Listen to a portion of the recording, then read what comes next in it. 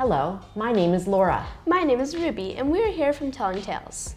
Have you ever had a day when you're feeling a little bit down and when you're not sure what will make you feel better? I always find reading a book helps with that. Or going for a walk outside. We're lucky that we live close to lots of trails and waterfalls. Reading a book outside is the best of both worlds. Today, we have 4 books that show how important nature is in our lives. They are picture books aimed at kids aged 3 to 8, but the themes are great for all ages, including adults. Our first book is available in French and English. In English, it's called Tresor, and it's written by Mireille Messier and illustrated by Irene Luxbacher. In this book, 2 siblings are on a treasure hunt. They don't know what they're looking for exactly, but they do know that a treasure must be shiny, mysterious, precious, and hidden. Their search takes them through meadows filled with wildflowers, into a grove of birch trees, across fields, and along the edge of creeks. The younger sibling keeps asking, "Is this a treasure?" Although they finally find a treasure that is too big for their pockets, everything they see could be a treasure.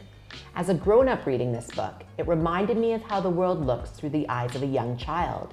Everything is filled with magic and wonder. This story encourages readers to look for the everyday treasures that surround all of us, especially in the natural world. Our next book also has an element of treasure hunting in it. It's all about becoming more aware of what is going on in the world around you, sometimes right underneath our feet. The book is called Outside You Notice. It's written by Erin Alladin and illustrated by Andrea Blinick. In this book, the author focuses on each of our senses to make us experience nature and understand that nature is a part of everything around us. Yes, the way it smells after it rains, the way a strawberry tastes when it's been warmed in the sun. The way dirt feels under your fingers, the way all the little sounds outside, buzzing and scampering and twittering, make up a kind of quiet. You learn so many little details about the natural world in this book. I learned that tube-shaped flowers can only be pollinated by creatures with long tongues, like hummingbirds. I liked being reminded that plants are the only living things on Earth that make their own food. Their leaves use sunlight, air, and water. I was surprised to find out that seeds that are stored in a cool and dry place can survive for thousands of years. I also love the way this book emphasizes the way nature can make you feel. Scientists have even found that getting soil on our skin makes humans feel happier. This book reminds you to really notice the little things around you, and that helps you find your own place in the world. My favorite part is, outside you notice the breath in your body, your feet on the ground, yourself in the world. The next 2 books show us how nature can affect us in more specific ways and help us deal with difficult times and changes in our lives. Martin and the River is written by John-Eric Lapinot and illustrated by José Bissaillon. In this story, Martin's favorite place to play is the river behind his house. But his mom gets a new job, and that means Martin and his family will have to move away from the country to the city. This story lets us be a part of Martin's journey. His parents take him to the city before they move so he can see what it's like, and to show him that he can still find nature in the city. Martin even discovers a stream winding through the park.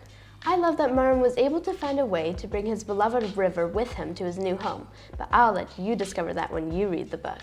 The author does an amazing job at allowing Martin to experience all of the emotions that come with a big change.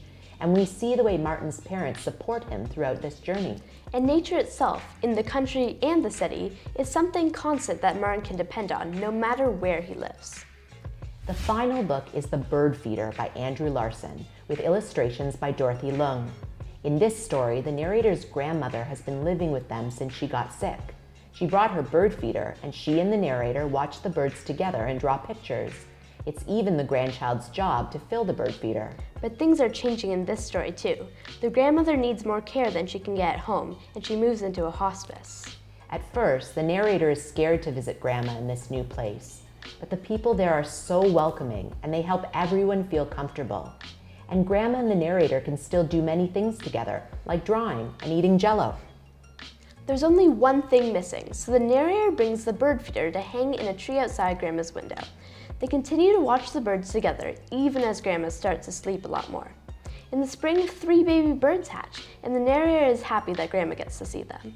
The bird feeder is there throughout the changes and transitions in this gentle story, including the sadness that comes with the grandmother's death.